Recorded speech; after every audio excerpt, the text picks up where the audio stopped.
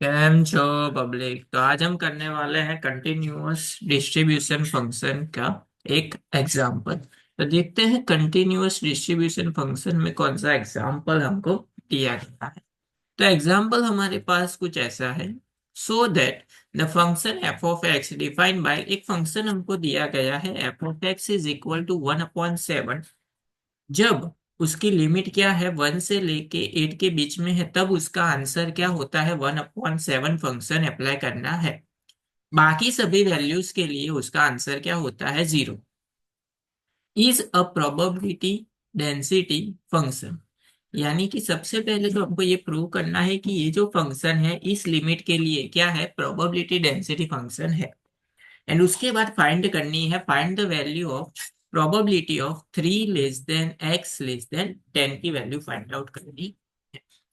चलिए देखते हैं इस वाले क्वेश्चन को हम कैसे सॉल्व करेंगे। तो सबसे पहले तो हमको दिया गया है कि हमको प्रूव करना है कि हमको जो क्वेश्चन दिया गया है वो प्रोबेबिलिटी डेंसिटी फंक्शन है। तो प्रोबेबिलिटी डेंसिटी फंक्शन प्रूव करने के लिए कौन सी कंडीशन चाहिए। तो कंडीशन ये चाहिए कि हमको जो फंक्शन दिया हुआ है अगर उसके लिए हम गिवन लिमिट -∞ टू इंफिनिटी के लिए फंक्शन का क्या करें, इंटीग्रेशन करें, तो उसका आंसर हमको क्या मिलना चाहिए, 1 मिलना चाहिए। ये होता है प्रोबेबिलिटी डेंसिटी फंक्शन। कि फंक्शन जो दिया गया है उसका इंटीग्रेशन हम करें लिमिट -∞ टू इंफिनिटी लेके, तो उसका आंसर क्या मिलना चाहिए, 1 मिलना चाहिए। चलिए यहाँ पे हमारे पास एक फंक्शन जो है उसके लिए लिमिट है 1 x <8। यानी कि 1 से लेके 8 के बीच में जब हम लिमिट लेंगे तभी फंक्शन 1/7 अप्लाई होगा, बाकी सभी के लिए क्या होगा, 0 होगा। तो ये जो फंक्शन है ये हमको प्रूव करना है। तो यहाँ पे हम क्या करते हैं, ये जो फंक्शन है इसको 3 पार्ट में डिवाइड करते हैं। सबसे पहले तो -∞ से लेके 1 तक एफ ऑफ एक्स dx, 1 से नेगेटिव में सभी वैल्यू आ जाएगी, प्लस इंटीग्रेशन 1 से लेके 8 के बीच में ले लेते हैं F of x dx। And तीसरा पार्ट जो है वो है इंटीग्रेशन 8 से लेके इनफाइनाइट तक f of x dx is equal to, ये जो है वो क्या हो जाएगा, 0, क्योंकि अदर वैल्यू है, ये भी क्या हो जाएगा, 0।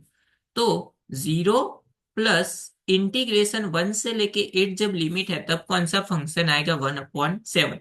तो फंक्शन एफ ऑफ एक्स की जगह पे हम लिख सकते हैं 1/7 डी एक्स, लिख सकते हैं ऐसा। प्लस इसके लिए भी क्या हो जाएगा, 0। तो यहाँ पे 1/7 जो है वो कांस्टेंट है, तो 1/7 बाहर।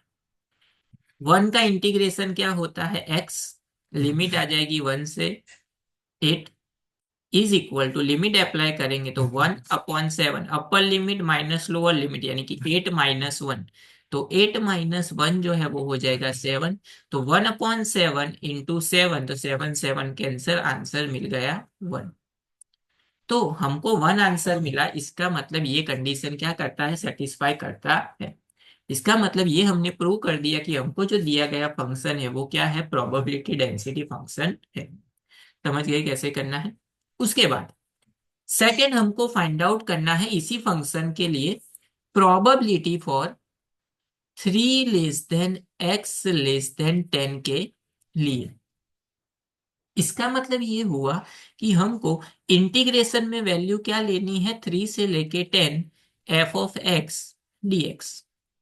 लेकिन यहाँ पे होगा क्या, हमारे पास 1 से लेके 8 तक का फंक्शन है 1/7। इसका मतलब ये हुआ कि इंटीग्रेशन 3 से 8 तक का फंक्शन जो है वो एफ ऑफ एक्स dx होगा, प्लस 8 से वापस 10 तक लेते हैं एफ ऑफ एक्स dx।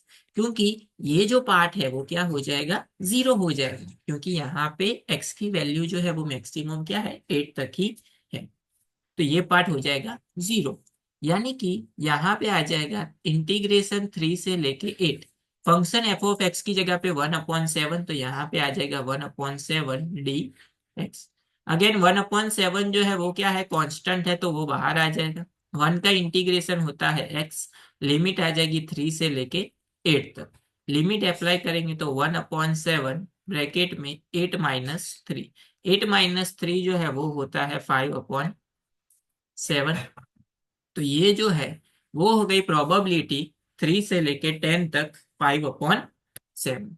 तो यहाँ पे जो हमको क्वेश्चन पूछा गया था वो हमने सॉल्व कर दिया।